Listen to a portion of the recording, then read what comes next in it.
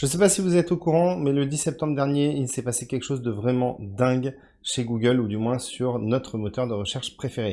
Quelque chose qui va vraiment impacter tout le monde, surtout tous les professionnels du marketing et du SEO. Je m'appelle Pascal Barrière, je suis consultant SEO dans une agence multicanal, web, marketing, social et SEO. Alors revenons sur notre affaire.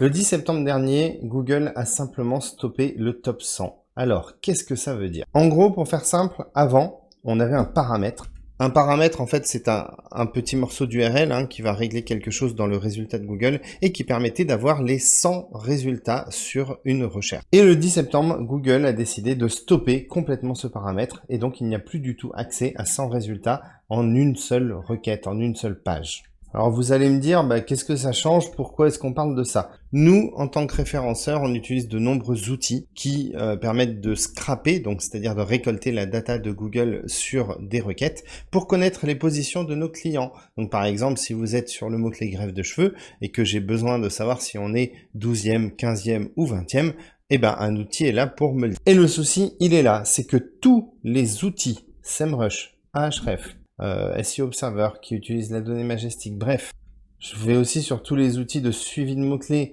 type SEO Ranking ou autres, ils sont down. Quand je dis ils sont down, ça veut dire quoi? Ça veut dire que quand avant ils faisaient une requête avec ce paramètre pour pouvoir scraper, ils avaient 100 résultats. Maintenant, ils n'en ont plus que 10. Donc ça veut dire quoi? Ça veut dire que pour eux, on a une augmentation des coûts x 10, puisque s'ils veulent encore avoir les 100 premiers résultats sur une recherche pour pouvoir vous l'afficher dans votre tableau de bord, ils vont devoir faire 10 requêtes. La page 1, la page 2, la page 3, etc. Et là, on a un souci. Ça veut dire quoi? Ça veut dire que tous les outils sont en rade.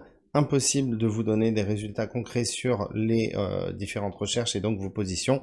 On va se retrouver avec un top 10 uniquement. Et du côté des outils, c'est la galère parce que du coup, leurs coûts de fonctionnement sont multipliés par 10.